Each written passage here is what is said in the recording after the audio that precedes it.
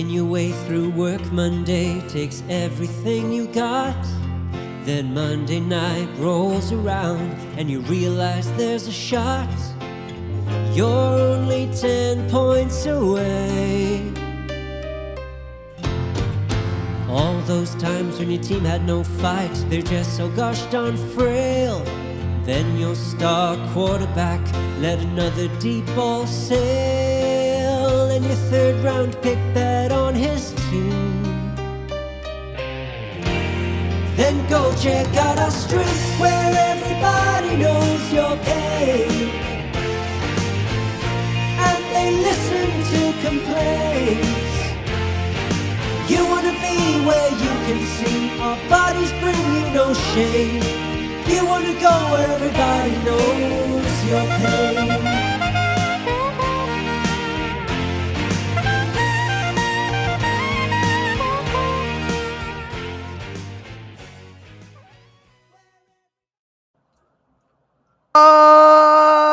Back, Dad Bod Fantasy Squad. I am here with Alejandro. What's up, dude? Not much, man. Just ate some good grub. Just stuffed my mouth with some Brussels sprouts. Whoa! Alex and I, we went on to our pre-show and decided that we were going to make music videos instead of prep for the show. So who knows where we're going with this one? And obviously, Alex has been practicing on that rhyme for way too long. That was right off of the handle. Give me all the kudos on that. That was right off the handle. Yeesh! We do have a fun and exciting episode for you guys today. We're going to talk about some of the biggest offseason impacting fantasy value moves that we've seen in the offseason. I guess that's implied when you say biggest offseason. So we definitely are going to jump into that, trades, free agent signings, coach changes, and just kind of go over like, who is this impacting? Good, bad, neutral. But Alex, you had a crazy day today. What work was nuts? I heard you crushed it. Yeah, no, it's been specifics. No, it's been a good week. Mortgage market's been crazy, so it was a pretty solid week. Definitely a lot less stressful than normal. So I'm in a really good mood today going into this. Wow. Look at that. It's about time you're not grumpy. So I did have I did have us a dad bod topic of the day. You ready for it? Because this is our new intro. This is our new segment. The dad bod topic of the day today is camping or glamping. Glamping. Shit. What are we supposed to do then? We have no discussion here. There's Alex and my fiance have something very similar in the sense of they aren't going anywhere without a. Did I say fiance? Did I say fiance instead of wife? Wait, God, that's how long we were engaged for. I was there. I am married. We got the ring. They have something similar where they have the rule of not being too far away from a bathroom. So it's not even an option in this household. I'm assuming that's similar for you. Yeah, it's if I could actually bring a legit portable toilet, I would camp. I don't care if I stink. Showering every day not every day wouldn't bother me, but like going number 2 in the woods and frequently, it doesn't sound like a good time to me. Get poison ivy in the butt. Yeah, that's happened to me, and let me tell you, I would have rather just had Crohn's again than had poison ivy in that area. It was the worst. I'd rather have double Crohn's than have poison ivy there. It's you could never be more uncomfortable, ever. It's like I would rather have water driplets on my forehead and be in a girdle for 2 months straight than that to ever happen again. I think we have some time here. So what happened? How did that happen? The poison ivy? Yeah, there's usually a good story when somebody gets it there. Well, it starts off when I'm stupid. So was in the woods once. I was running. I think it was like junior high and like before cross country season. And I was running and I had was running.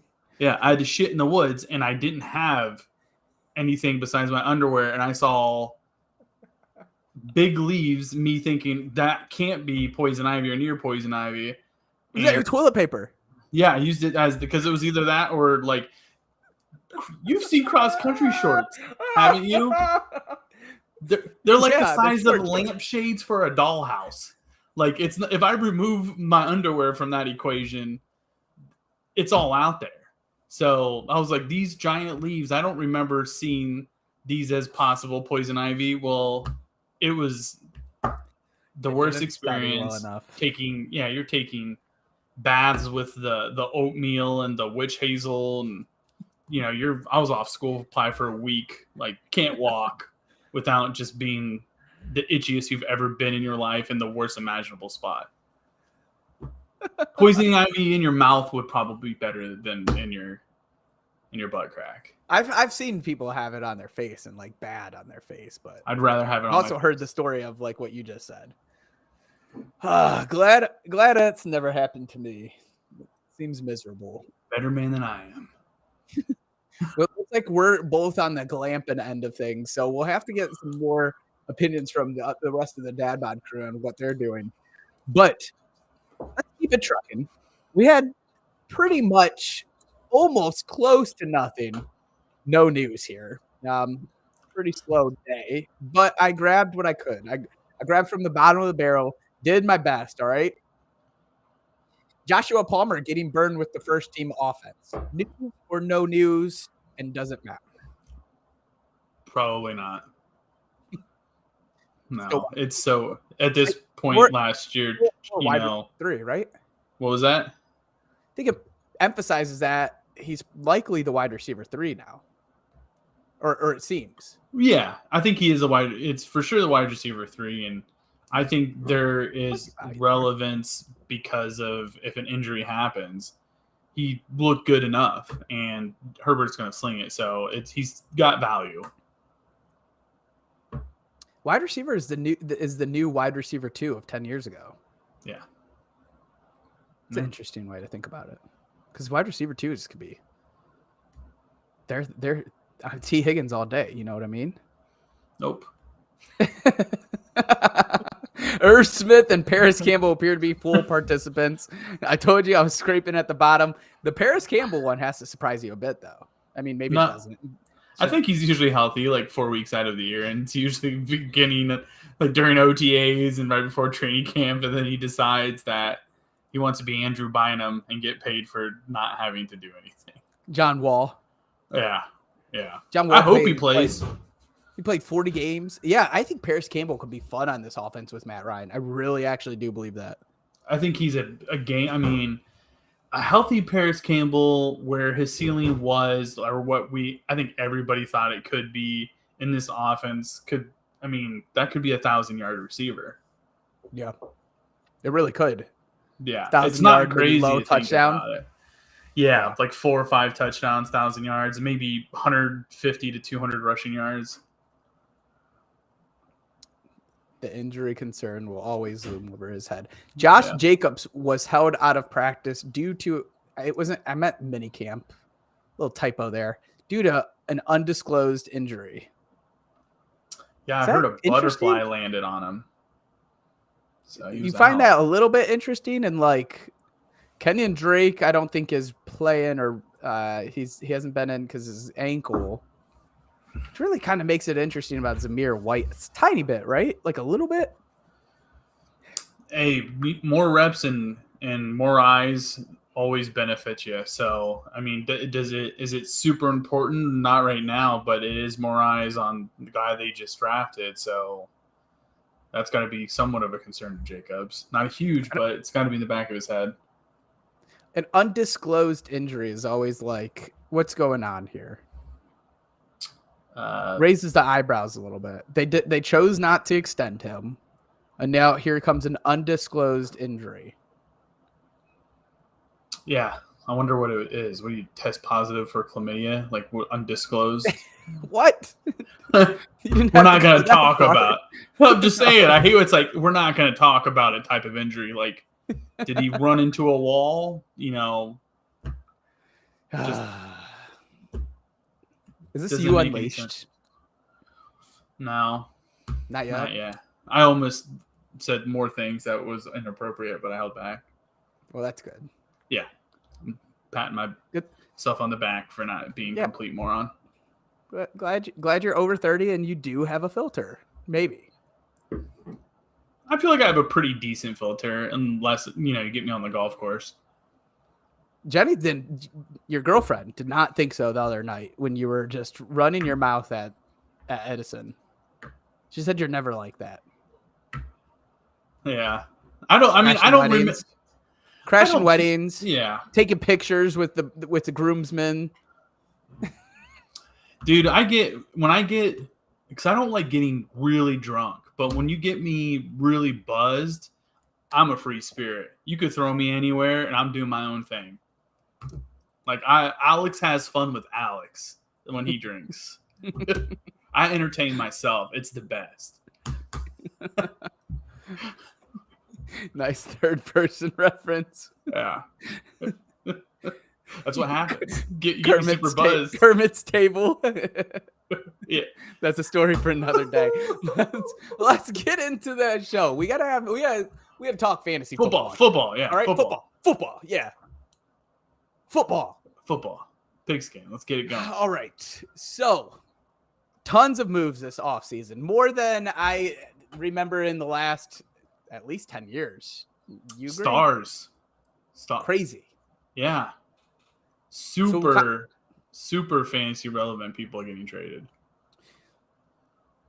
And let's kind of start off with those guys. So like we have a list here of some of the big name wide receivers that got moved around this offseason. I mean, typically like running backs might move like this. You don't really see this many wide receivers kind of moving like this.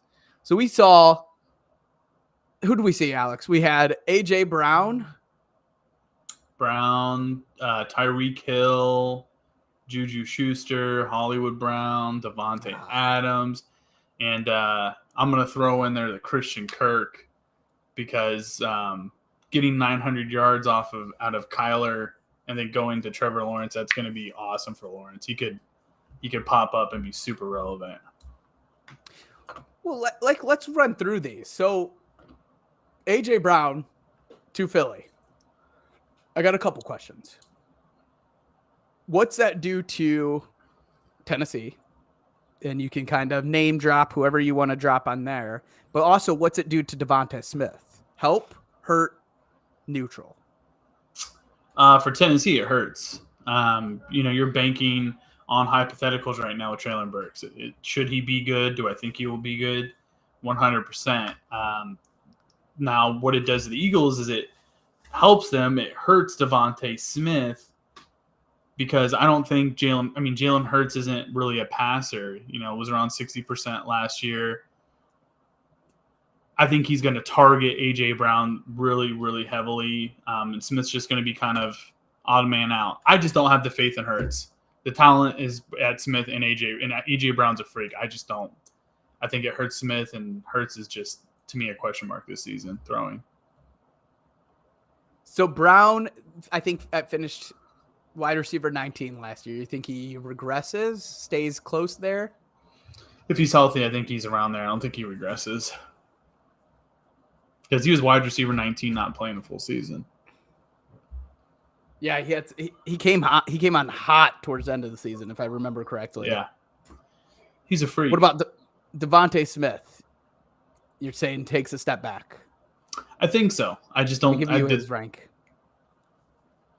Oh, you didn't have to stop. I was just letting you wide receiver 30 last year. Yeah, I think he could be around the same thing maybe. I don't see it really getting better unless Jalen Hurts just ends up becoming a complete baller with the ball in his hands. So I think it hurts him. Goddard being there, a healthy Miles Sanders, and A.J. Brown. With Davante Smith being the number one guy last year, it's not like he put up crazy numbers, and it's not necessarily because of him, but he did have some big weeks, and those big weeks are going to be less and few and far between with A.J. Brown. You and I know we're going to spend way too much time on this, but you just said AJ Brown's going to stay right around where he ended last year, wide receiver 19. Probably. Davante Smith will stay right around wide receiver 30. Or regresses. I think right AJ, around now, right? Yeah, I mean, he could be around wide receiver 30. I think that's probably his ceiling. No, come on, Alex. Yeah. I don't have faith in Hurts. I really don't. Not as that's what I'm trying to figure out. Like, how are you ranking Hurts so low, but expecting these guys to finish exactly where they did last year? I mean, that would be adding 1,000 yards and 4 or 5 TDs to Jalen Hurts. I think Smith with his ceiling. I mean, what did Hurts throw last year? Maybe 3,100, 3,200 yards. I think he throws 32. I think he throws probably 300 to 500 more yards. But I think there's more interceptions. 31, 44, 16, and 9. Yeah. I mean, the touchdowns aren't going to be there. Smith is such a deep threat, and Hurts isn't going to throw him deep there. He's got a security blanket and Goddard and AJ Brown. And AJ Brown's more of the deep threat. I don't think so. I really don't. AJ Brown is after catch. He's yards after catch. He's a big guy. Low volume, big yardage sort of guy.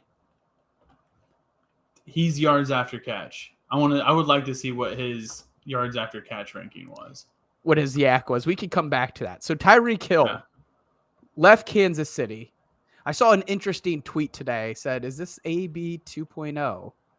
Because he's getting death threats about what he said about Patrick Mahomes. What are we thinking? How's this affect Kansas City? How's this affect Jalen Waddle? Bring it to me. Sock it to me. Kansas City, obviously, it's a huge negative. There's literally multiple plays, maybe half a dozen or a dozen plays where Mahomes has closed his eyes and thrown the ball, and Hill is there. And it's him getting there. I'll be there. Literally, he's a freak of nature. What this does for Waddle, I think Waddle's pretty close to what he was last year. And I think 2 is where the huge jump comes. I mean, that offense, as a Pats fan, I'm not looking forward to playing it. You love you some Tua, hate you some Hurts. You hate to see it. So this is the reason that I have Kelsey ranked where I do, tight end number 2, by the way. Not too crazy, but I do think there's going to be a lot of defensive attention on him. And it really is, it's going to be the most interesting thing to see Patty Mahomes without Tyreek. I'm actually looking forward to it because, Kansas City hasn't really, it almost feels like they stalled out, right? Like, I mean, they're fun to watch. I never think that. I think Patty Mahomes is still one of the best quarterbacks in the league. Yeah. But it almost seems like they just stalled out in the sense of like, well, this was our peak when they won the Super Bowl. They haven't necessarily got back to that. Their defense sucks. They could never get a good defense. I'm just excited to see Patty progress because, I hope we haven't seen the peak of Patty. He's too young for us to see the peak, and I want to see more. Yeah, it's going to be a really fun year to watch Pat Mahomes. It really is. It's going to be a telling year, right? I mean, yeah, Schuster is going to be super important. And it's just going to be interesting not to have, I mean, what was it, 50? I think it was 55% of Pat's targets went to Hill and Kelsey. So you're maybe 26% of targets you got to find elsewhere, and you don't have a receiver the quality that he is. And you said something really interesting there. Is it's going to be telling. He's going to be throwing to Juju a ton, and we'll transition right into Juju after I make this last little piece. I think we get to see if Patty Mahomes is great for our era versus an all-time great. I think this, and maybe some people will already call him an all-time great, but I think this is going to be the kind of, because I don't think it's a make or break year for Patty Mahomes. I think he's going to be locked and loaded for the next 10. But I do think this is an important year to see where what sort of steps are we going to see from Patty Mahomes. I guess that's less fantasy relevant, more kind of fun to watch. Yeah. Oh yeah, it's going to be. I'm super excited to see what he does. Juju, are you high on from his landing spot here? Yeah, I think the more and more I think about it, Juju's not old. He's got plenty of life left in him. It's just like every situation that happens with Pittsburgh, they always draft and bring in good wide receivers. 25. And they always leave. I mean, you have Mike Wallace, Emmanuel Sanders, Antonio Brown. Like, there's always good guys. They kept Antonio for a while. They did keep him for a while. They kept Hines Ward for a while. Well, yeah, that's a long time. But there's so much talent there to where if you're not the guy, so like Deontay Johnson is the guy. So if you're not the guy, like Hines Ward was the guy, Antonio Brown was the guy. And then you have guys like Emmanuel Sanders, and Mike Wallace, to where when they're not the guy and they're still really good, they go to other teams and they do well. I mean, Mike Wallace had very good seasons when he left the Steelers, and Emmanuel Sanders had phenomenal seasons after he left the Steelers, to where I think Schuster is a way above average slot wide receiver. And I think the main thing with Pat Mahomes is finding the chemistry with him, because it's going to be super important, because he can do it. Schuster's still got a ton of talent. I think it will be cool to see, because I want them to run him out of the slot. That's where he does a lot of damage. And they have Sky Moore that they could put in the wide receiver 1 or 2. I'm pretty positive he doesn't run too much slot, does he? I think I don't know. I feel like he's been really good in both positions, but I think they're going to end up using him on the outside. Yeah, and then you have MVS on the outside. And Hardman. I think it's going to be MVS. But anyways, so like I think that Juju overall fantasy value may be more consistent. I don't know if I think he's going to have a better year than some of his best good years in Pittsburgh. Definitely more consistent here. I think he has a chance to, get around 1,000 yards. Yeah, he's had 1,200 yard seasons though. So I think he's had one 1,200 yard season. That's true. I think the others were like 900, 1,000. It was 1,200, 900. I think that's about the max. Yeah. Not to get off topic, but Claypool, free agent in 2024. Think it's happening? For sure. He hasn't shown enough for them to pay him. They got a while, though. They got a while. He's got a while. Davante Adams to Oakland. Las Vegas. Does this... okay, so we're not even going to talk about Green Bay, because we know it hurts Green Bay. It's a huge thing. He ghosted AROD. How much does this help Derek Carr? How much does this hurt Hunter Renfrow? And how much does this hurt Darren Waller? So, like, give us the most descriptive scale that you can on this. Give us a 1 through 100 scale on how much it hurts each. No. That's too difficult. I can't even count that hard. Yeah, you're throwing all these numbers at me, man. No, Davante Adams, I have him number 1 this year. I have Derek Carr getting around 5,000 yards. Derek Carr hasn't had a receiver like Adams. Don't say Cooper. I will throw a baseball through your window. Through your window. Yeah. Ruggs obviously didn't, had to be an idiot, and he had I think there is some shade that you're throwing at Amari Cooper. He definitely had him in his best years. I mean, Cooper, it was kind of like he's like one of a the better version. Runners. Yeah, he was never really a burner. He didn't have the best hands in the NFL, but he was a route technician. But there was no flash, zero flash to his game. I think the only part that I agree about this is zero flash. He definitely has hands. He's good hands, but they're not like he's just inconsistent with his whole game in general. Yeah, and I think it's something to do with injury and body soreness. I don't know what it's been, but I think you talk about Brandon Cooks and you talk about Amari Cooper, and people are going to favor Amari Cooper over him for no reason when they've been almost the same player. I think Brandon Cooks 6 out of 7 seasons, 1,000 yards. Yeah, but you don't hear Brandon Cooks getting talked as much as Amari Cooper. And, Amari Cooper gets the fat contract, Brandon Cooks doesn't. But with Adams, I think it hurts Waller a little bit. Not a lot of it, a little bit. Waller is still going to get red zone targets. He's still, 6'6". He still runs a 4.5 as a tight end. He's going to get targets. And, Carr's had the chemistry with him for a few years. But Renfrow, I think, takes a hit. Even though the chemistry is there with Derek Carr and Renfrow, it's just you're going to have less targets. Plain and simple. You're not going to have as many targets as you did last year. What did Renfrow have last year? Maybe 140, 150 targets? 150 something. Yeah. I mean, if you think about that, do you think he has 150 targets this year? No, I have him for less, but it's not crazy like everyone. Maybe not everyone. I think seeing him go in the late 8th round was a steal for somebody. 128 is what he had last year. See, I don't know how much that could drop. There was a lot of open vacated targets on this team in general. And you can't assume that all of those targets go straight to Davante. It just doesn't work that way. But it's not like they got rid of a lot of guys that they were targeting in this offense. Yeah, Bryan Edwards is gone. Jones had about 68 or something like that, if I remember correctly. And those third and fourth receivers will get action. I mean, Adams is going to be, I think, the most targeted.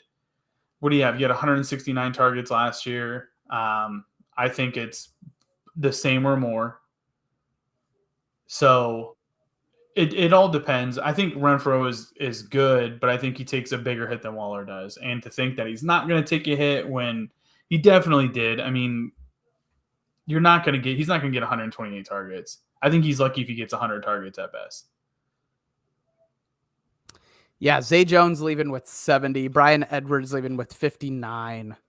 Kenyon Drake had 40. Henry Ruggs had 36. Desean Jackson had 19. So we're talking up in the 150s. But again, like you said, that third and fourth are going to get loaded. But I just struggle to see Josh Jacobs come in with another 64. I don't think it will be too far off, but maybe something closer to 50. I struggle to see the third wide receiver on this team. I think if anything, it goes Davante, Hunter Renfrow, Darren Waller, but you had Zay Jones as their third option getting 70. So, well, Keenan Cole is basically Zay Jones.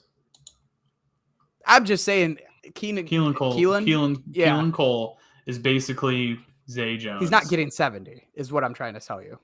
I mean, he might probably get 50, and then Demarcus Robinson will probably get 60 or 70. No, those are way too high numbers. You're saying it's going to go Hunter Renfrow, Darren Waller, and Davante will end up with a good portion of, I would say, majority of them. 330 to 350, which is high, I think, between three players. Because let's think about it. Waller probably gets over 100, maybe 120 targets, 120 to 140 targets. Davante probably close to the same. I would say 140. Whoa. I think he's going to have a little less. I think he has 160. I think. That's insane. Why? He had almost 170 last year. Because they didn't just pay Renfrow to just sit around and twiddle his fingers. They're not going to. They didn't pay him a ridiculous amount. They paid him as a number 2 receiver. Yeah, and they're not going to just load Davante with 160. That's more than AROD did. And AROD peppered this AROD, week. I think, it was on 169. But Derek Carr threw more passes than AROD last year.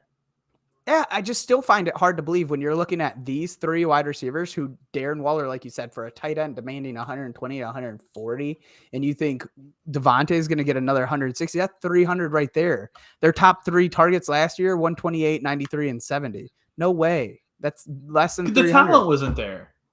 Yeah, sure, the talent wasn't there. I agree. Bryan Edwards. But then if you're going to say this, then you got to, you're saying the whole system is funneling through. That's half of Derek Carr's passing is going to them, is what you're telling me.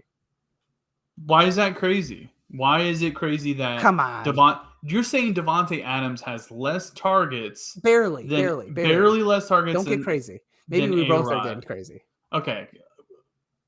If Derek Carr threw the ball more last year, if he's going to throw the ball, like I said, I have him getting close to 5,000 yards. I think Adams gets peppered. I think he leads the league in targets. I think he leads the league in almost every 145 category. is what I got him. I have him. I could see him at 170. Renfro, I think he does have less targets. I think he's closer to that 100 targets, which still obviously he's relevant. But 9 touchdowns, 1,000 yards, 128 targets. No way is it that. I don't see it, especially the nine touchdowns. No way. Be cool if it The 9 happens, but I don't touchdowns think is so. coming back. The 9 touchdowns is probably coming back. For sure. I think the targets are close. And I think, let me tell you what I have him at. I have him at 130. Don't feel great about that number. 130, 145. What do I got Waller at? Man. Waller's gonna. I mean, come on, dude. I got Waller taking the lowest, 116. No, Waller's gonna get like 130 targets If he stays healthy. for sure. Yeah, he has to be healthy. Renfro is gonna be good, but the answer to your question is Renfro takes the biggest hit. Oh, I don't know, dude. I don't know. Yeah. We'll talk a little bit more about this offense shortly. You have a little plug for Christian Kirk before we move on? Yeah, I think Christian Kirk played well last year with injuries.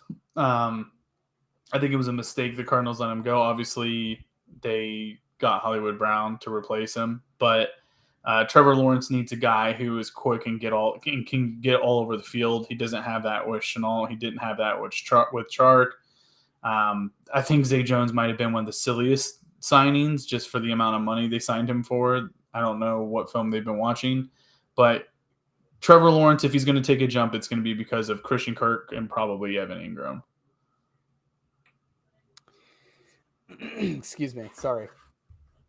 I just want I don't have anything to really go off of this because I don't consider him a game changer. And really I just want ETN to be the game changer on this offense. You expecting a much better year out of Kirk with T-Law than Murray? Would I say much? No. I would think I don't know Kirk off the top of my head, like not high 900s. I think he can end up being around. I think his ceiling's maybe 1,200, which is really good. But I think he's an 1,100, maybe 7-8 touchdown type guy. That's not a drastic increase. I think that's definitely plausible. 982 yards. He had 103 targets, and I think he gets more targets. Probably gets a couple more touchdowns. I don't know if I believe this one. What do you have him projected at? And then we'll move on. Is it embarrassing? Is it embarrassing? Am I going to put you on blast? Christian Kirk, wide receiver 25. You have him at 1,106 TDs. What did you just say? It's pretty close what I said. You're acting surprised. Who just joined? Who do we got here? I don't know. I heard it beep. Who is this? Who the heck is joining our live stream right now? Oh. Is that Bobby Boucher? Is that Bobby? Bobby! Did he come back during halftime? What's up, boy? We're about to win the Bourbon Bowl. Remember when Bobby Boucher came back during halftime and the Mud Dogs won the Bourbon Bowl, do you? What's up, guys? Robbie Bobby joins this show. He saw we were lonely on here. He said, hey, I need to come put my face out there. Yeah. I was a little preoccupied for a second, but had to make an effort. Puzzle, you old yes. man. Yeah. One of those 3D puzzles. Got the Empire State Building going. Right next to my Eiffel Tower. So what are we talking about, boys? I don't even know. Well, what good. No. It's great you're here because we're transitioning over here to our next little bit of segment of the new team who dis, right? Okay. New team. And we want to talk about some of these new head coaches. And guess who I have on the docket? The docket first. I'll show you. I didn't want to put a face of a coach, so I Ragnarok. Is this the new Thor movie? Is Bobby. You guys watch Bob Burgers? No, I do. we've had this discussion. Yes, I do. I love that show. It's been on. It's been constantly on in my house. Nice work, Robbie. Yeah, I Kevin need to mute O'Connell. myself and clear my throat. Yes, go ahead. Yeah, I love the addition to Kevin O'Connell to this offense. I think I've talked about this a few times. I think this is going to be the season that Kirk Cousins takes a step forward, and he has the potential to be a top 10 quarterback this year for me. I really do. I think they're going to throw the ball a ton. I think they're going to get creative in a way that we've never seen Kirk Cousins have the opportunity for cheap yardage. He's never had it. And then they got 3 really good receivers there and one of the best in the league. So I think O'Connell can find it. I said it too a couple podcasts ago. I think they're going to use Justin Jefferson just like they did Cooper Kupp in LA. And I think he has the potential to be wide receiver 1. Yeah, it's a great pickup. I agree. Kirk Cousins, I think I have him 10th. Yeah. Top 10. Yeah. I mean, yeah. I'm excited. I never understood the Kirk hate besides the primetime games because he's efficient, completes a lot of passes, and yeah, he's not a superstar, but he's an above average QB. Yeah, 100%. And he's familiar with this offense as well, to a degree, because Sean McVay was his offensive coordinator in Washington. So Commanders. it's going to be very simple. There's going to be a lot of differences, but at least he has a basis of what's coming, and they'll be able to move quickly through it, and he won't be kind of stuck in that year 1 with the coach where they're trying to learn everything. I think he'll have an easier progression throughout this offense. Yeah, they're going to put up a lot of points. Yeah, I love all in on this offense. Hey, Alex, do you want me to lead Robbie into a full-on tangent? Yeah, is that the right word? Don't do it. Does this open up the door for KJ Osborne? Oh, yeah. It does. Oh, yeah, baby. You know my love for KJ. Thielen's getting older. He's coming off of injury.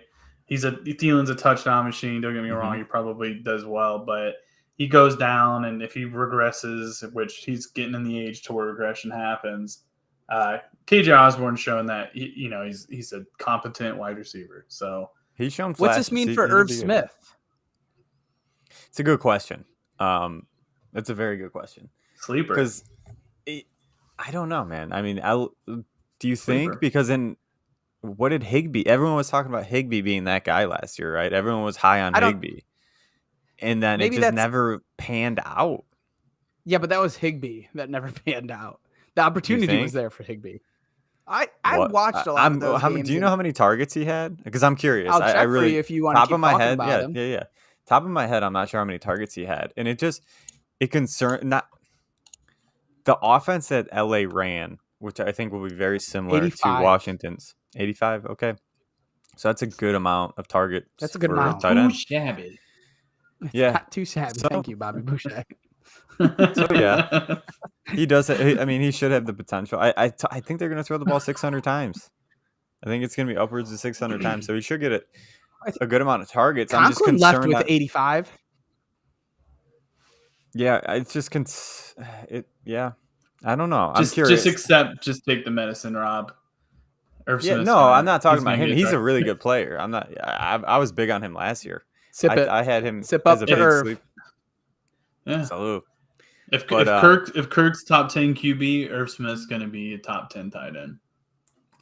I think they're going to run. Yeah, because he'll be on the field because they are going to run a lot of three receiver, 1 tight end sets, which he'll be on the field for those. So we're expecting if you think about what we're kind of expecting, maybe we're not necessarily projecting.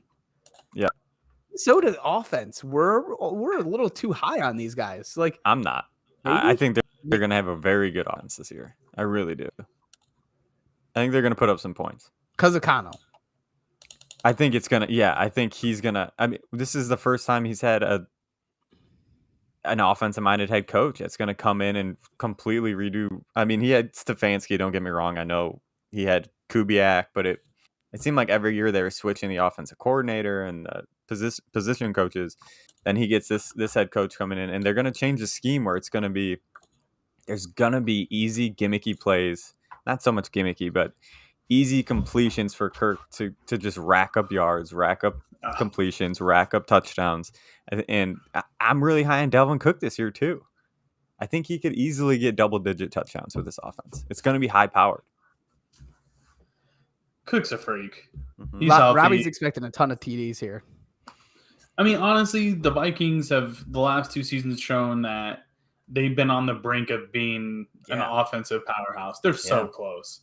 So if anybody's going to do it, it's probably going to be, I think they just need a little nudge with the new head coach, man. I'm really high on it. Yeah. Speaking of a little nudging from a new head coach, and I am going to have to get some water after this because my throat is not clearing up. New York Giants hired Brian Daboll. Yeah. He said, I'm going to unleash Danny Dimes like nobody's ever done. Nobody can do it. I paraphrased. He really just said something about unleashing Danny Dimes. What is your take on that, Alex?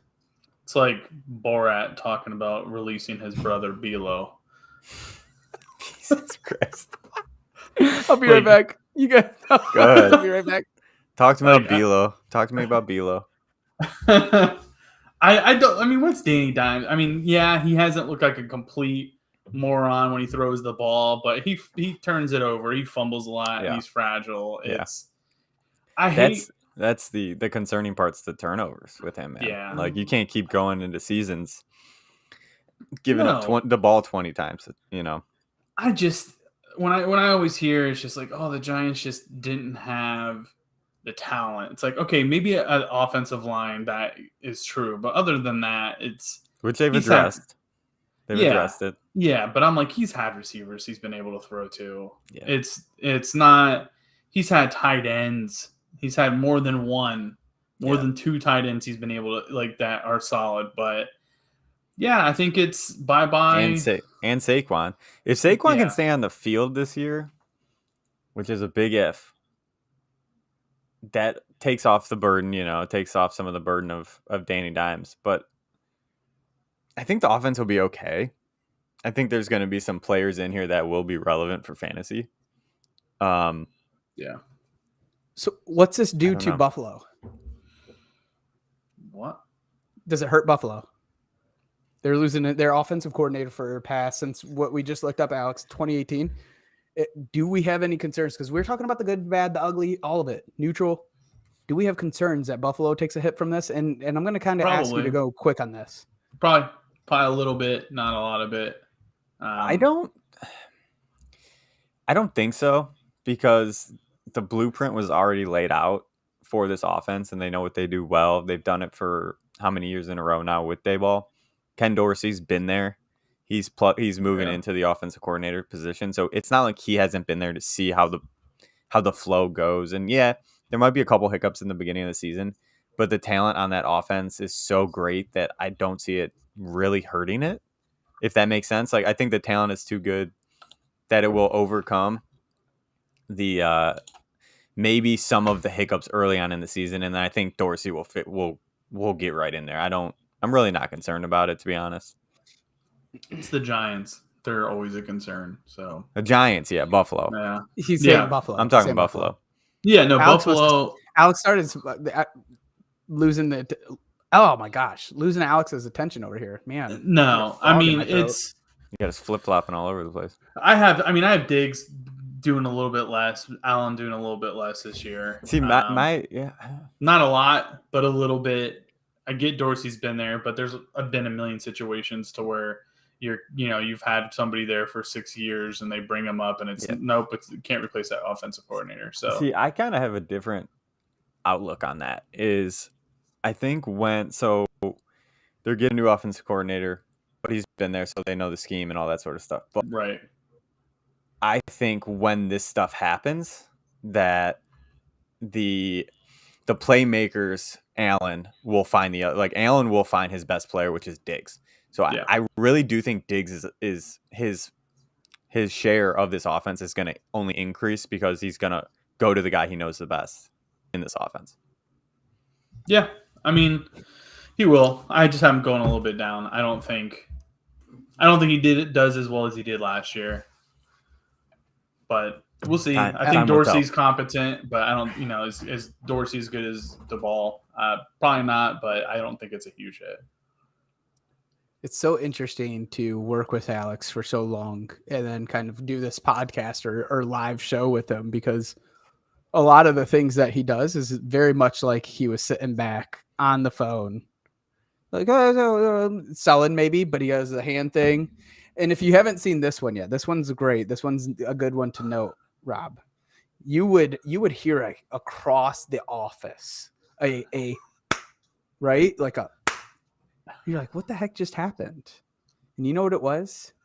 It was Alex losing control, laughing so hard and going like this. I used to call him Smack the Belly Alex, dude. He used to do it all the time. He doesn't do it as much anymore. He kind of has faded into this, like the clap. I don't know if that's something with age. Smack the belly. Know. Yeah, I don't. It's just if it's really funny, like in just kind of where it was just a natural reaction. But yeah, if you had a really good joke, because you'll hear like the walrus stomach flap. Maybe that's why I haven't seen. Maybe I have been less funny. Maybe I never made you do that. Maybe it was always people in the office. I just never seen it because I'm not that funny. This is true. Give me that. Step your game up, man. Yeah. Let's keep going. Las Vegas Raiders. Joshy McDaniels. Joshy. Be sadly missed. So interesting, or what I think. Yeah, you should have a good. Let Alex take the floor here. Well, I'll hold off on Alex. I'll just it's a Mario show right now, okay? Do you, boo boo? McDaniels coached a version of this team in 2007, or at least like the great value version, right? What kind of hot dogs do you say I like, Alex? Ballpark or the ballpark version? Pork and chicken. Randy Moss was on that team. Wes Welker, Lawrence Maroney. I don't think Tom Brady and Derek Carr can even be said in the same sort of sentence. I don't think Derek Carr is the great value version of Tom Brady. So I didn't want to do that. But not on this team, but on plenty more. He's coached tight ends up to the level of Darren Waller. Like he's had, sorry that I'm saying it, Aaron Hernandez, Rob Gronk. He's had Ben Watson, who was a stud. And on this 2007 team, Ben Watson was there, just less of an impact, I guess. So he's done this. Alex, this is your guy. I think McDaniels is going to have a phenomenal year, and with Renfrow, the one thing that keeps me like I want to keep him where he's at, but there's something there that can raise Renfrow is because kind of like what you said, McDaniels did have a high-powered offense where you had the best receiver in the league, and Wes Welker, he was top 10 receiver that year too, to where do I think Renfrow is Wes Welker? No. But if McDaniels can ride it up, Renfrow, in theory, could be very, very, very good this year. I don't know if that actually happens. This is a lot of like what I'm having internal debates about. So like I don't think he's as good as Wes Welker was like built like a running back. You got Wes Welker, but you also have Julian Edelman, who plays very similar to Hunter Renfrow. And it feels bad to say this because like they're all three PPR machines, and they're all obviously noticeably white, but they all play very similar. Short routes, slants, ins, outs, quick routes, wide receiver screens. Like it's all these quick routes, PPR. Now you're just doing this as just you're just naming white receivers now. Adam Thielen, Scott Miller, very Scotty Miller. The three though that I find it very comparable are those three: Wes Welker, Julian Edelman, and Hunter Renfrow, and that Josh McDaniels has coached two out of the three of them though so far, and now he has the third one. Wide receiver 18, baby. Can you say Edelman for me? Yeah, I say Idleman, like an idol, because he's my idol. So you say things way more weird than I do. Talent. No, You gotta go you take don't know. talent. Dude, I'm like, You Robbie, said do you have from anything? Jersey? Do you have Are at a anything to add on deli? this? Robbie talks like he's from New York. If you haven't caught on to that yet, you haven't been watching. You're enough. saying Idleman, Yeah. like it's coffee talk in Jersey. You know that Julius Idleman? He loves that Coffee prime rib talk sandwich. Yeah, in like what? Jersey. Like I Idle- told you, he's my idol, huh? All right, Chris D'Elia. All right, we're gonna keep it moving. I'm gonna let Rob talk on this because he's lost his talking privileges for that reason. McDaniel's is a beast. There's not much else to say. The Yeah, dude is he's a just beast. like maybe a stoner, maybe just walking around with the most swag in the room.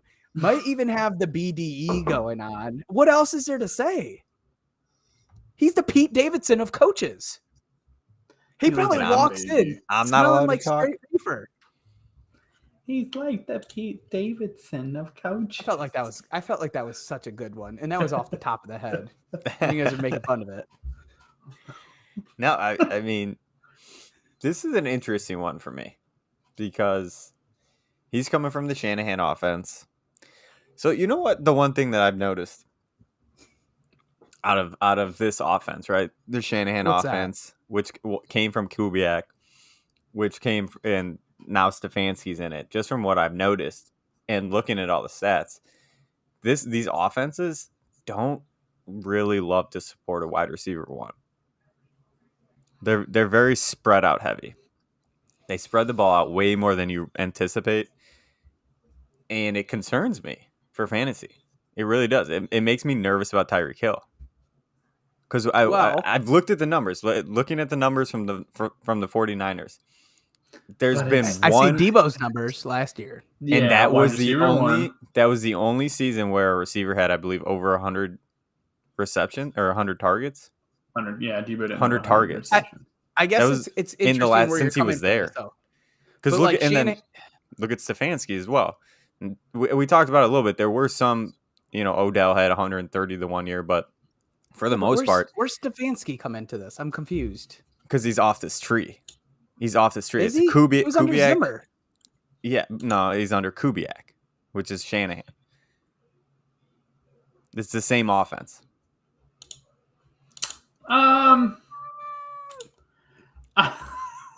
What? I don't. I He was- mean, you're It's the comparing same it to like a offense. Niners team. So like you're talking about a Niners team that had Jimmy Garoppolo, and like I said Garoppolo. Garoppolo. You Yeah. made fun of me, Akron. you know that Jimmy Garoppolo, that handsome young man, just Is this the Subway commercial? yeah. But no, I mean, obviously Debo was a wide receiver one. I think it's when the offense is clicking, the Niners are never healthy, never ever healthy. If Hill and Waddle are healthy, I think Hill's a wide receiver one and Waddle's a wide receiver two. I think like Hill could be McDaniel. used a little bit differently this year. The For one sure. thing that I did want to make one note of this. There's this huge, or at least in my mind, there's a huge misconception about no loyalty to an RB1. And yes, San Francisco has had different RB1s for the past like 5 years. I completely understand that.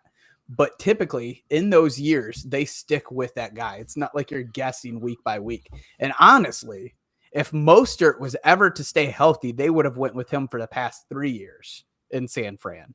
Yeah. So when we're looking at Miami, I think this is very relevant because McDaniel was actually the run. It was a very interesting title, run game coordinator, rush game coordinator. It was super odd, but that's what he did for 3 years before he became the offensive coordinator last year. So the biggest thing that we should, or like the most notable and the most obvious thing that we should know here is that the rushing game is probably anybody's. It's anybody's right now. The RB1 spot is anybody's. It's Sony Michel's. It could be Chase Edmonds. It could be Raheem Mostert. You Who don't am I want betting any on? of them. Probably. I don't want Same any of thing them. as the I Niners. I do take the lotto pick. It is, but I would take No, Elijah Mitchell and feel okay with that. I think. Would you? We what say round that are we every talking? year about a 49ers running back. Like, oh, this is his team this year, and it never happens. Yeah, but like that's what I'm saying though. It would have been Mostert's team, and I think this is very much Elijah Mitchell's team. I think this is. Everything they've see. said is what But I'm makes them not go away confident. from him. Are you confident in it? No, I think I it am. should. Do I think I'm not we confident don't in his know. health because watching him not. reminded me like the ghosts of Raheem Mostert's past. Watching how many times Who did they draft? they drafted Tyrion Davis Price. I Yeah, think his name is Tyrion, right? Am I wrong and with that? he's actually one of the better looking backs out of this draft class. Yeah, they just. Well, drafted- Alex, I we're mean, talking about skill, not looks. So handsome. You said better But looking. yeah, anyways. No, Oh, they're. Yeah, anyway. Go ahead. no, I was gonna say Mitchell obviously is really good. Mario tried to trade it to me, and I wanted him, but I think Mario There had you his go. ceiling at 5. I mean, it's hard to have a any good Niners ceiling in the top 10, realistically.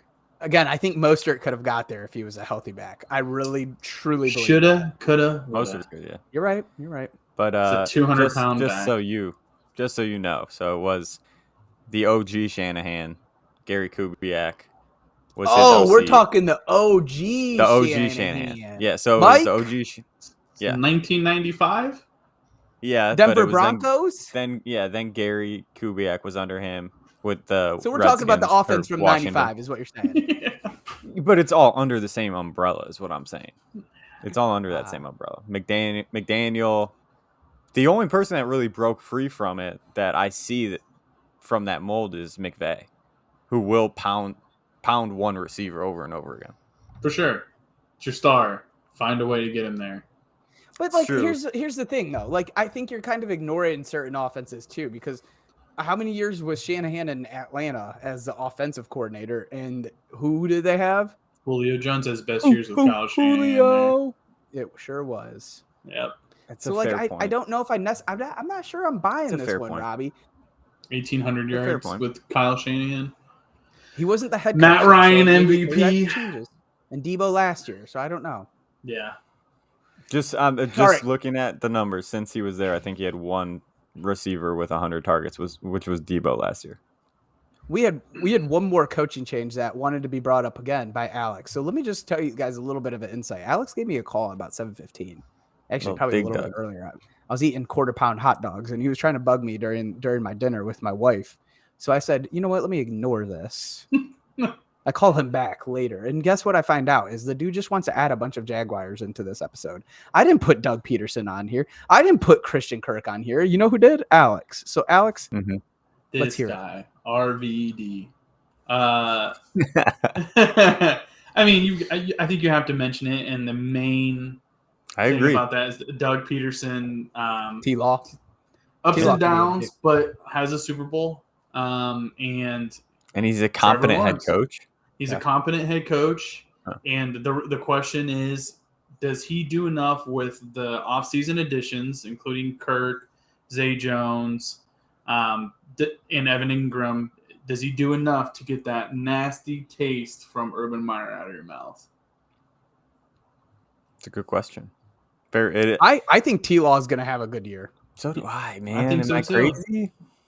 Am Not I have great, him but ranked I think really he's low, good. but I am going to be revisiting it. But Yeah. I think this could be He could very be a good sleeper, for him. man. Doug Peterson's good with quarterbacks. I mean, Yeah, I- he is. the fear I have is like the running back part. He has a weird thing with running back rooms. I never really know who to trust in a Peterson offense. Then Well, but there's there's no- quarterbacks. The injuries. I mean, Peterson Yeah. would have loved to have a healthy Miles Sanders. Is it a little sooner than Sanders too, though? Jordan Howard. Yeah, the Howard. was- Yeah, but then Which he he put fell up off numbers. a cliff. He put up numbers though when he was Yeah, in his heyday. when he left them, he was no good anymore. So I think Peterson got the best out of him. Yeah, that's a fair point. It is. Dig Doug's he's a solid head coach over there, and Yeah. Doug, what is it? Doug Dimmadome? Doug Dig Dimmadome. Doug. Do you ever play that game, Dig Doug? No. What? You never played that game, Dig Doug? No. No. Little guy, you dig into the ground and then you like shoot little things at All right. Well, okay. You No, missed I out. was Look it I up. was able to socialize with other children. So, Dang. Well Bird! played. were you guys homeschool and play Dig Dug all day? Hey, I I remember can't that believe you guys game, never Big played Dog? that game. It's like a classic arcade game. Nerd. Alex can tell you anything about all movies, and he's calling you a nerd about Dig Dum. Dig Was it Dug. Dig Dum? I'm not a Dig game Dug. nerd. I'm a movie nerd. I'm not a game nerd, but I like Dig Dug. I'm not gonna We're gonna. I don't want to hear any more about Dig Dug. We're gonna go to our new QB landing spots here. So we had a couple guys this offseason surprisingly change teams. I think surprising. And our first one that I want to talk about is the most obvious, right? The biggest name. Russell Wilson. What do you guys think? So I think this one's one of those ones we could probably maybe barely hit. Yeah. Seattle is in shambles. I think we're all lower on DK Metcalf and Tyler Lockett than I don't think consensus. I just don't know if anybody's like, those are great picks. Alex may say different about DK. Scary. And It's Lockett. a big. He loves yeah. Lockett. I like Lockett, but I think Boo. they both weren't great last year.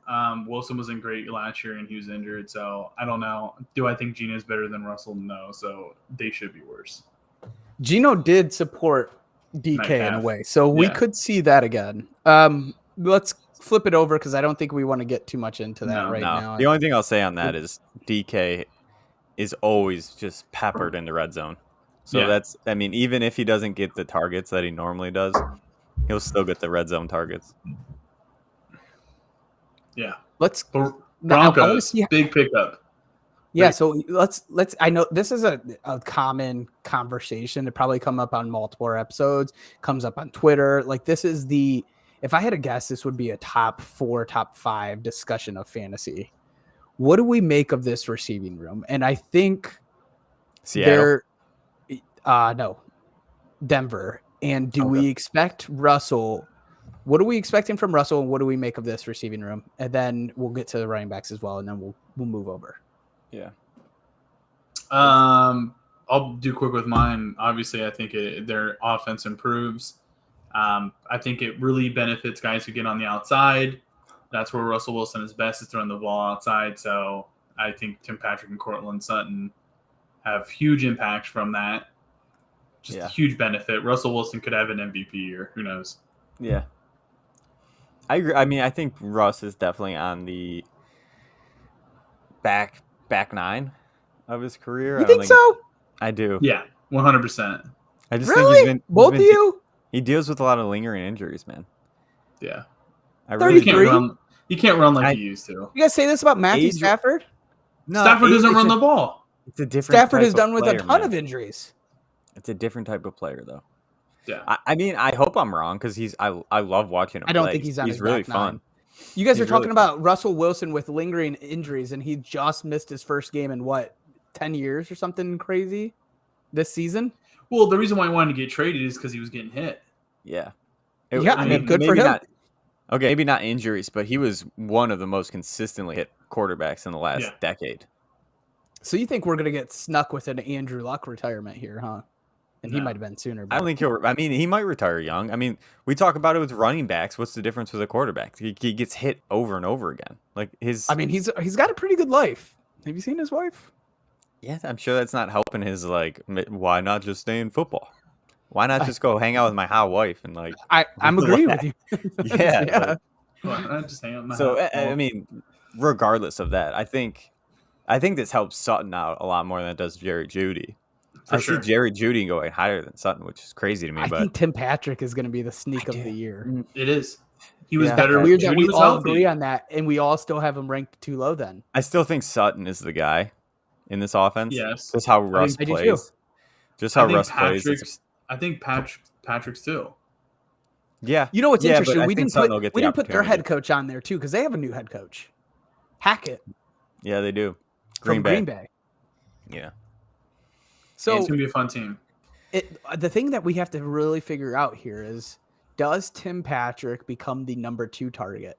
Because I Yes. don't think he necessarily good becomes question. wide receiver 2, but I think if he became the number 2 target, he's a fantasy relevance and So, could do a lot of if you damage this year. if you look at it from Russ's history, his 2 major weapons are vertical threats, right? Which is not what Jerry Jeudy does. He's a middle of the field, short route running, gets open in space. He's fast though. He's fast, but he doesn't really do. I mean, we haven't seen it. I guess I don't want to say he can't do it. So I mean, who knows? Maybe Jerry Jeudy takes off this year and he turns into the next Ty Lockett. He might. It's possible, but I think Sutton and Tim Patrick have the ability to do it a lot more. I think it's a safer floor than it is with Jerry Yeah. Jeudy. Yeah. I'm gonna let that end on that note. Well, I do want to ask about the RBs. Does Russell? I just want a quick yes or no. Benefits. Does Russell? Benefits. They benefit the RBs. Yes. 100%. Robbie, you agree? For receiving Same purposes. setup. Receiving purposes, yeah.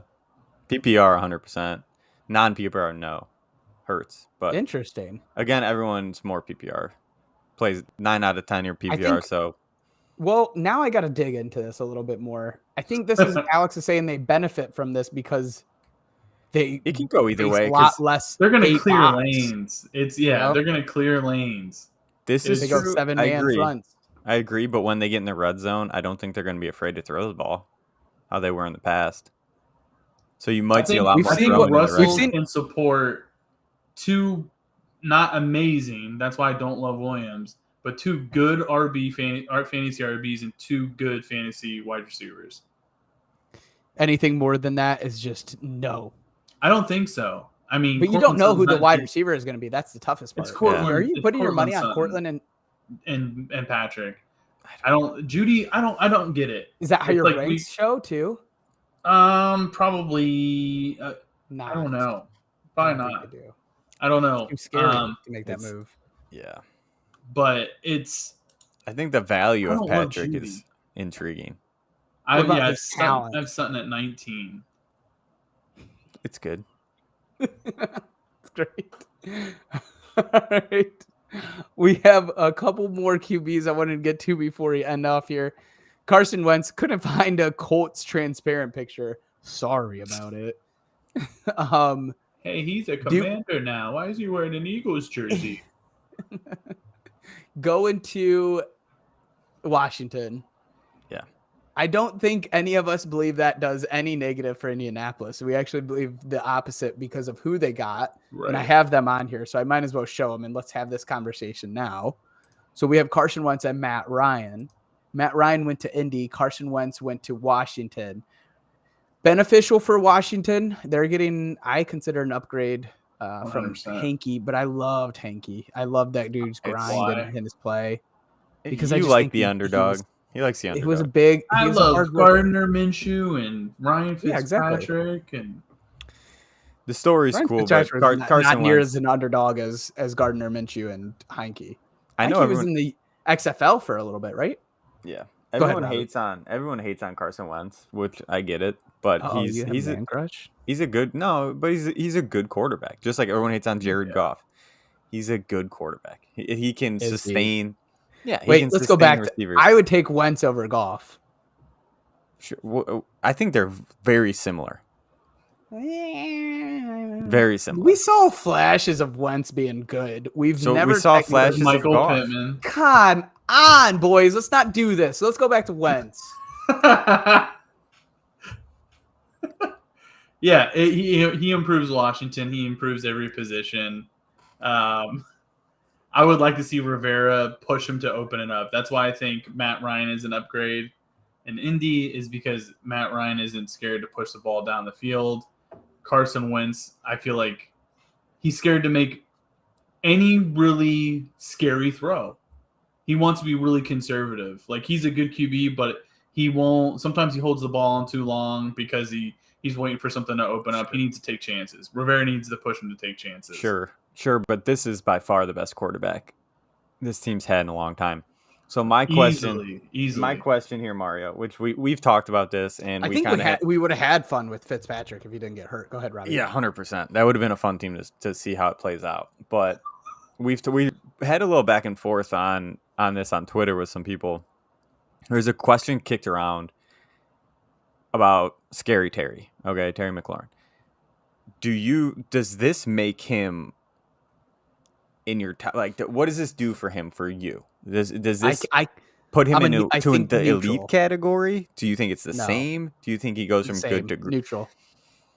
Okay. I can't get behind the fact that like he can do better with this. I think he's been dominating at such a level with terrible passes that like that's what I'm saying. Like what he's done with so he's had 7 quarterbacks in like 4 years, 3 or 4 years, whatever it is, and not good quarterbacks. And that's including Ryan Fitzpatrick, who played like a game. So he's done this with quarterbacks that are not good. And he is known as one of the best receivers in the game. Now you have a quarterback that can actually get him the ball maybe and let him run with it. Like I have high hopes for him this year. I really do. I think he could be a very good player, and you can get him at a discount. You know what I keep going back to is like Michael Pittman last year and seeing him put up 1,000. Yeah, I know that team was very different in how it was structured and how much they focused on the run. I guess that's just where I'm stuck at because I don't think there's any pretty good. Yeah, but I don't think he's not T-Mac. Exactly. And if you watch the film of. If you watch like the All 22 film on Washington and stuff like that, and just like clips that you'll see of Terry just destroying cornerbacks and being wide open, and a quarterback just doesn't see him, like it's over and over again that he's just wide open. I have high hopes. Maybe Terry's going to be somebody I have to reevaluate. I don't know. I'm neutral right now. I am rewatching the games, so I may come back to this. Take a look at that because I've seen it a few times where he'll put a cornerback in a blender and just be running free down the field, and they just don't even look his way. It's crazy. Yeah, Wentz has got the arm too, so that's it. I think if he can get halfway decent quarterback play, I think he goes from being like a low end or like a high end wide receiver 2 to like a legit wide receiver 1, middle of the pack wide receiver 1. That's one of the duos I'm going to be most excited to watch this season to see if they actually get the potential of Terry, because Rob's right. I mean, he is open so much, and you see how frustrated he gets. Like he'll go on out routes and he's waving you see him frustrated, throw his hands down because he is putting corners in a blender. So it'll be interesting to see if Wentz targets him heavily. He needs to, but we'll see. That's the thing. I mean, if I'm Wentz, you have to, right? I mean, you got Curtis Samuel there, he's good, but is he? If he can be on the field, he'll be all right. But just why not? Why would you not target him 150 times? For sure, yeah, he should get. I think he gets over 140 targets. Did Curtis Samuel and T-Mac play? They were both on the same OSU team, right? Yeah. Yeah. They might have been the same draft. It may have been. Wide receiver. I'd have to look that up. I think they were a year apart. They might have been in the draft. The saddest video I ever watched is one about Curtis Samuel and DJ Moore and how people speculate DJ Moore changed his number to show, I think it was 12 and 10. And once Curtis Samuel left, number 10, DJ Moore was number 2 the following year. Because he's 12 minus 10. It was real sad. They had like a handshake every time they pregame. They would give hugs. Yeah. Go out there and do their thing. And you hate on Curtis Samuel, and he's a good guy. I hope he can stay healthy. See it. I want to see it. Let's hear about Matt Ryan, because I think we're all pretty excited for what this means for Indianapolis. At least I am, and I know Alex is. I guess Rob is the one that I'm not quite positive about how he feels on it. It's an upgrade from Carson Wentz. So, yeah, I'm all in. I think Who's the one that thinks he's like, I thought it was Alex, but maybe I'm like, Alex the other day just told me that it wasn't him. Matty But Ice. who was telling me that Matty Ice is on the like he doesn't have anything left in the tank? No, dude, based he throws on last year. the ball 650 times a year. It's crazy. Was it Alex? I don't know. It looks like it might have been Alex. When did I say? Were you saying that he's just gonna? Well, how do you feel about Matt Ryan? Just tell us that because I don't remember. He's an improvement. Okay. I mean, remember I talked about him a couple weeks ago about how he was the 17th best QB in a terrible offense. Like, he's got. Go ahead. Would you be comfortable with him as your quarterback? Yes. 100%. 100%. I would. He'll put up numbers, man. He always does. He'll put up 36. He'll put up 37? numbers. Yeah, he's got a couple really good years, I think, left, and then I think he's done. And I think he's super smart, and I think he places the ball better than most QBs. He might not have the arm anymore that he once had. It's still really good, and he's still super accurate. We're expecting big things out of Michael Pittman because of this. Yeah, he's going to pepper him. Yeah. Yeah. You like Alec Pierce this year, don't you? Top 12. What? Yeah. You like Alec Pierce this year? Pierce will be good too. I haven't necessarily ranked Alec Pierce yet, but I do think that he could be good. It just depends on Paris Campbell and what we see. I think there will be two wide receivers from this team. Who's going to be the two? Who's the two? That's my question. Who's going to be that two? Alex got Michael Pittman at 5. Who am I kidding? He must have some Michael Pittman love. Yeah, I've talked about this a million times. Yeah, okay, dude. I don't have a great memory, so I'm sorry. I got him at 11. Big story. All right, Alex, why don't you go to the QB that you added to this list? Deshaun Watson to the Browns. It is a super important move, and it's a ginormous offseason move. I don't think he plays this year, but obviously he has a chance. You know, if he plays more than, let's say, 6 games, let's say he gets an 8-game suspension, best case scenario, it does impact the Browns, in my opinion. I mean, and it's a great move moving forward. He's going to be there. It's starting to look like it's going to be probably anywhere between 8 games in a full season. But you have him 2023. It's going to be the best QB the Browns have had since Bernie Kosar. He's way better than Bernie Kosar. I said the best one since him. But I agree. I get what you're saying. 100%. You have to look at the league too, Robbie. It's a little bit different. Pretty much all of these quarterbacks. Completing 58% and throwing like 20 and 12 was a Pro Bowl back then. So I got yelled at that last time I sent that stat. Yeah. Yeah, you get destroyed. You remember when Frank Tarkenton took the Vikings? You'll get destroyed on Twitter for any Bernie slander. No, it was Troy Aikman slander. It was in our group. I got destroyed in our group. Yeah. Yeah. Talking about old man football. I don't know necessarily what to say about this year. I don't. Yeah. I kind of just want to skip whatever I'll say about it just because we'll know what's happening with Deshaun prior to the season. I am absolutely confident of that. I mean, obviously. I think it's coming out very soon. I do too. So like, what? I don't want to speculate necessarily on it. No, I don't want to spend. But why not? What? Because we have one more QB to talk about, right. and like I think it varies. Like if he's out for the year, then this is talk about it negative next year. Yeah. So all the reports are that they're in the NFLPA and the league are in negotiations for how many games he'll be out. Yeah, I think it's 10 to 12. Yeah. If that's what you want to hear. And if it's 10 to 12, I think all of the skill set positions take a hit here. 100%. Except like I think if anything, fade Chubb, Hunt, I fade all of them. I'm serious. See, I think if anything, it helps out Chubb. Yeah, that offensive line's still top 5. You're crazy to think that. I think it helps out Chubb. Ball. Right. And honestly, the more I've been thinking about this for Chubb, he's never hit 300 rushes, right? Yeah, so like if he was a 300 rusher, sure. But I'm just saying, listen, he's 27. Give him the Derrick Henry load. I think they do. I think they do. I think they might do it because you get Deshaun Watson back in the playoffs. Just do it. he signed that massive contract where his number goes up next year, but then the following year, I believe his cut's like $2 million on the cap if they cut him.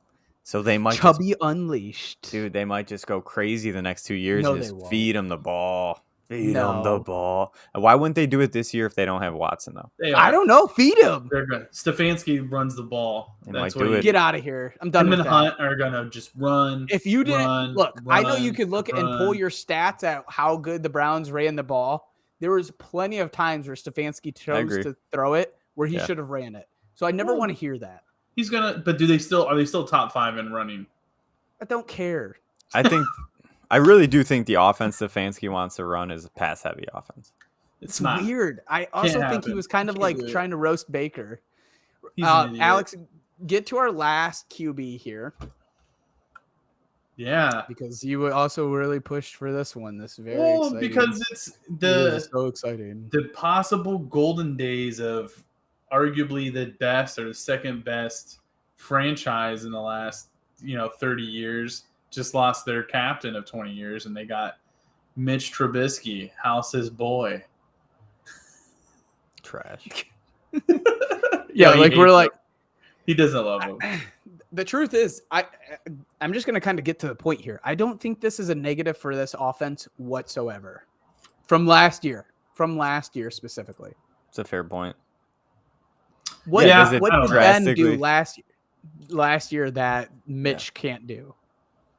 Or can It could be there's a chance, and I really don't like Pittsburgh's draft. I don't know, the QB they picked is not. I think Mitch is the guy. I don't think he I do loses too. his starting job. I don't Pickett? think he does. Yeah, no, Pickett is. This might be the weakest QB class I've seen in a long time, and Mitch wasn't. Nagy was terrible, but Mitch did Nagy's give. awful. Yeah, but Mitch had, he made AROD a Pro Bowler, made him a top 5 or top 10 fantasy wide receiver. So Twice, right? yeah, so Deontay Johnson could be the same or get better. Claypool, if he learns how to fall down correctly and just stop being Chase Claypool. He's already top 3. But yeah, Yeah. it could be an improvement from Ben, but it also could be the turn that the rest of the AFC North has been waiting for. Yeah. I get that. The question is, Has Robbie's So we video been knew- frozen? Yeah, it's frozen. I'm frozen. Yeah. You're talking though. You're fine. Oh, okay. Your voice is perfect. All right, the voice let is me try good. So, something. nah, it looks like I got Wi-Fi.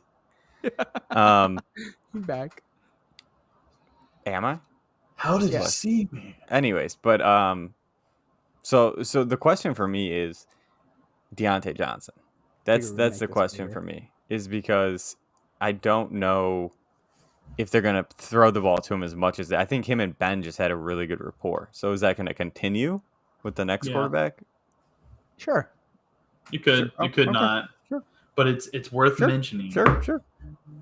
Brand new QB to Pittsburgh in Sure. 20 years. Sure. It Okay. it stays going. Okay. Deontay's a stud. I actually He think he's is. underrated in a lot of different ways. I hate it. I hate that I'm not. I don't think I'm out on him, but it's just the quarter. I just wish there wasn't a quarterback change because he'd be in my top 10. Well, Ben you was have the somebody worst. else in your top 10 that you could remove, but we don't have to get into that currently. I wish you could see me. Top 12 probably, right? The guy that No, Mario, we're running out of time here. Let's wrap it up. Can we have one episode devoted to me just roasting you on my boy? You can't. I don't I think still you can't could. get over your frozen video right now. I know.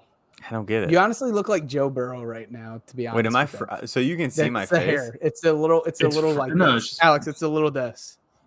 That the Joe Burrow curl. Don't like it. You look like a delivery boy for an Italian bread company. I brought you bread. Yeah, got your order from Aldino's. Yeah. Yeah. With the white beer on. Chain. This is Bobby. Yeah, we got to hurry bring this up. I bread. got to go home and eat dinner with mom. We having spaghetti tonight. Hey, I feel like as Pasta your last name is fajoule. DeSalvo, mine's Camera. We're a free game here. We Yeah. could just go. We could stick here. We could just start a new podcast and call it the Italianos. The fantasy fajules. The Fajules. The fajules. All right, let's wrap it up here. I can't. I'm going to try to force Robbie back on so he can get his voice out there. Bring Here's that the boy. bread for your I'm back. Bring gabagool. that frozen face back here. Jesus, I don't like this. I can't see what I look like. Thank you so. Yeah, I'll take a dozen of the cannolis to take home to mom. Hey, Fine with it. I thank you so much for tuning in to Dad Bod Fantasy Squad. Sorry if we were clowning Robbie too much for your liking, but we enjoyed it. So make sure you check us out on Twitter at DadBodFS. We're on YouTube and Twitch and Facebook at Dad Bod Fantasy Squad. We're also posting to Spotify, Apple Podcast, iHeartRadio, and Google Podcast, and that's under Dad Bod Fantasy Squad. So you can hear the recording on there after the episode. We'll post it on YouTube if you want to rewatch or watch in general. Maybe you just caught this ending. We're available everywhere, and we're just going to keep going. TikTok next, Instagram after that, and we're just going to be on your screen at all time. We're taking over the world. Ain't that right, Morty? That's right. Right. Constipation. Yeah. I'm Mario for Alex and for Frozen Rob. For Peace. Froyo over there. See you Froyo. later.